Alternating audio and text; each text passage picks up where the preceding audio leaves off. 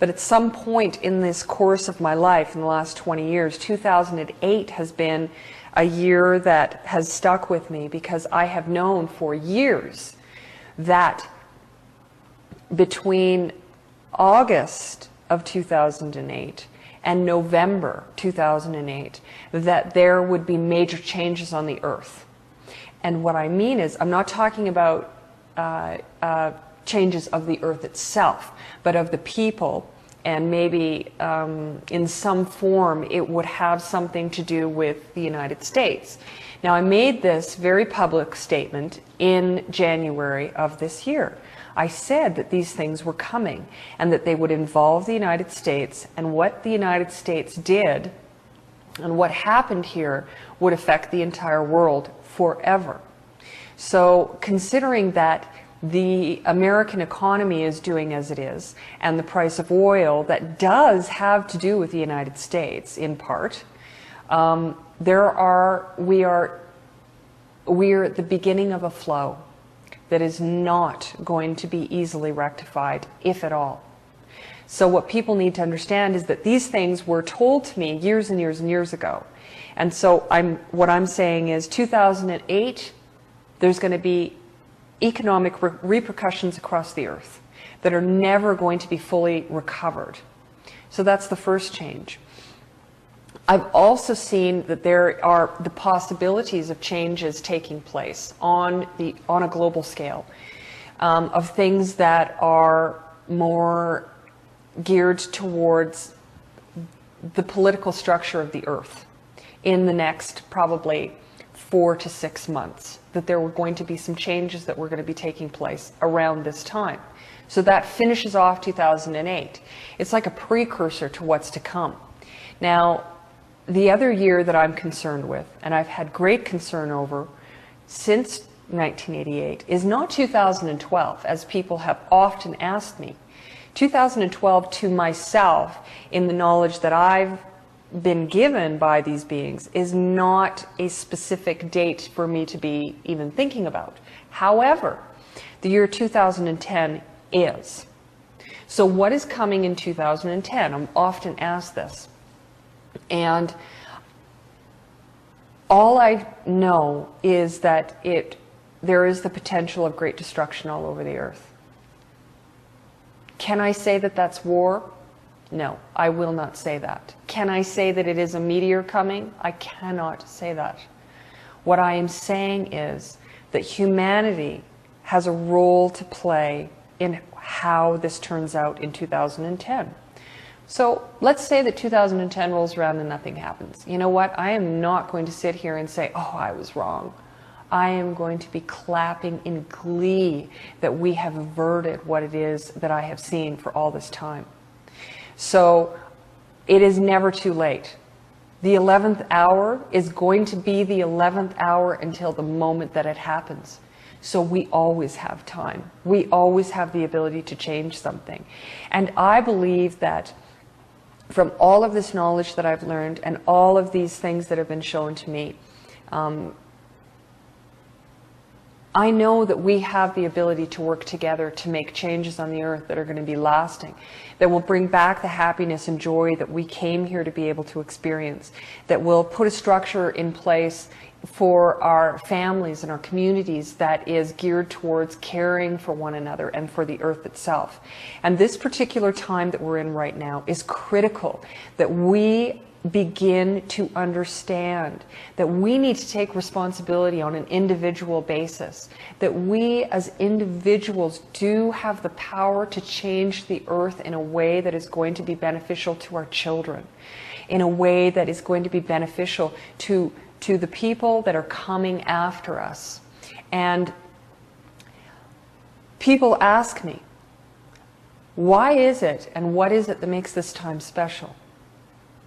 And it is because we are being given the choice of how our path is going to lead us and take us and where the end is going to be.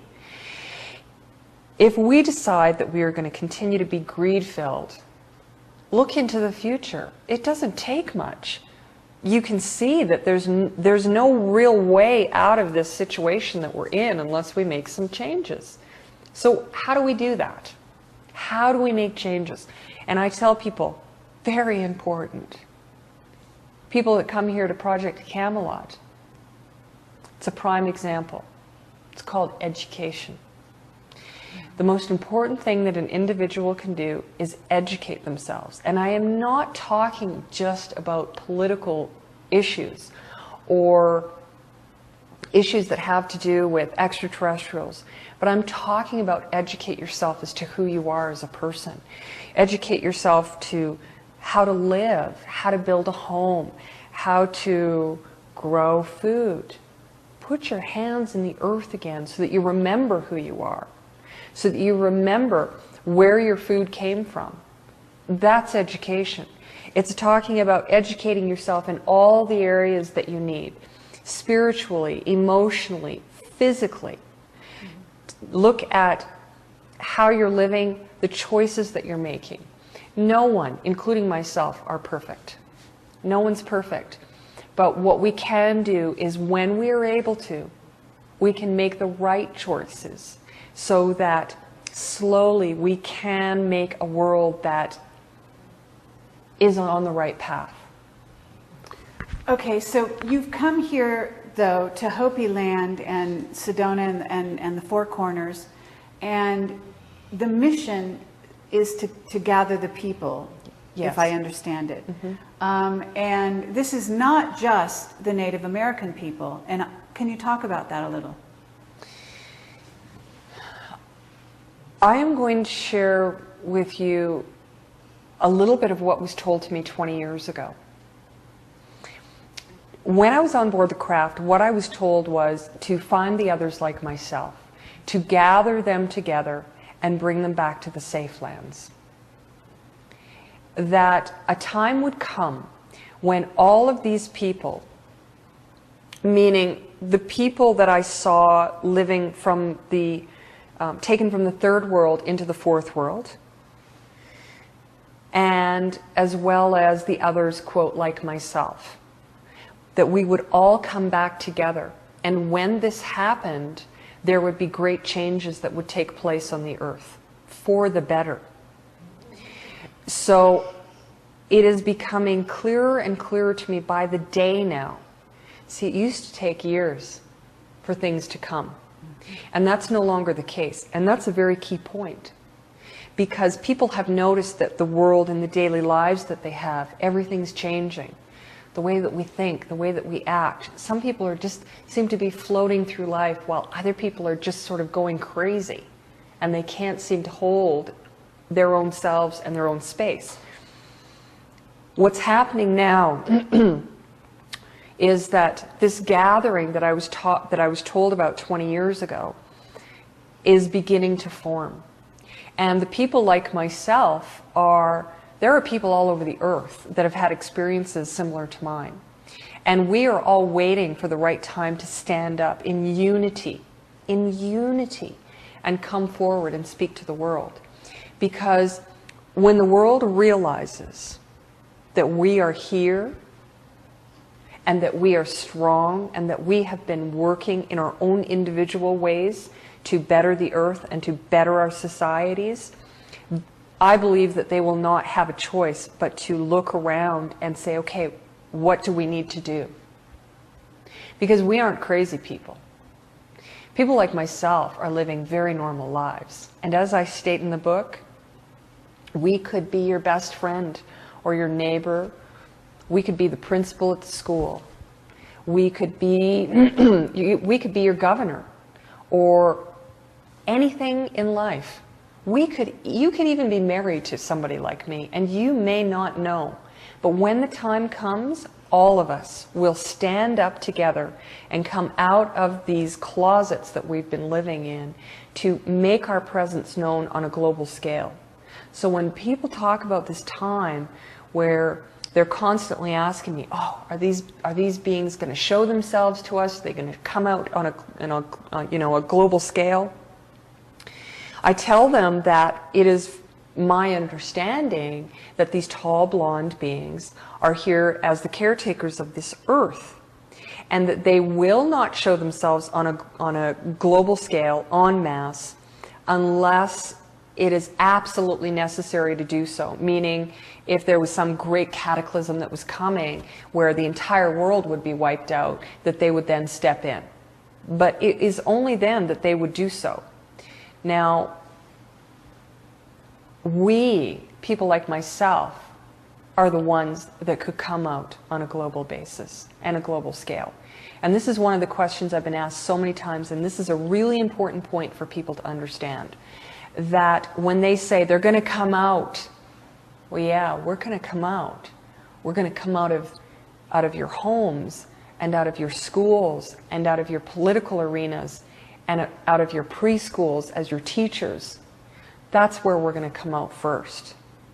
And doesn't it also, there's a really key ingredient which involves the children, and that the gatherings are actually going to send sort of a wave across the planet that's going to impact and stimulate all of the indigo children and all of the, you know, crystal children, whatever you want to call them, and they will suddenly know that the time is now because of this gathering, if I understand it. You do understand it very well, and it is important to note that also. When these gatherings take place, and they have been, you know, one can say that these gatherings have been taking place all over the earth already, in small forms. What the great gathering is certain individuals, certain groups coming together of prominence, and of a prominence meaning nothing more than having certain knowledge. So people all over the earth with certain knowledge will come together, and when they stand together, they will say certain things. And what it's going to do is it's going to send a message out to individuals, children, to young adults, to, you know, those people that are 70 years old. But it will send a message to everyone that's waiting. We all feel it. Everyone's felt it for a very long time. What are we waiting for? And it's like sitting in a chair getting all, you know, jittery. What are we waiting for? We're waiting for something. One of the things that they're waiting for is for this event to take place. That's what I believe, because that's what I was told 20 years ago, that it would be a wave that would sort of go out to these individuals and almost send a message to them, say, okay, you're not alone. Let's wake up together and let's start standing up and be known en masse to the earth, because then there will be responsibility taken by individuals. But it will also mean that those people that are living in their homes in fear of coming out, that as we come out together, we will no longer be ridiculed by people, but we will have individuals saying, okay, teach me a little bit more about this path that you're on.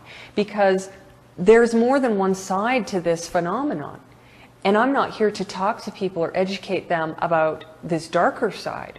What I'm saying is that this knowledge, this path, this understanding that I have from these tall blondes is truly about enlightening ourselves, to educating ourselves, to helping us to understand who we are and where we're from. And there is no hidden agenda. We may not have all of the answers. I may not have all of the answers.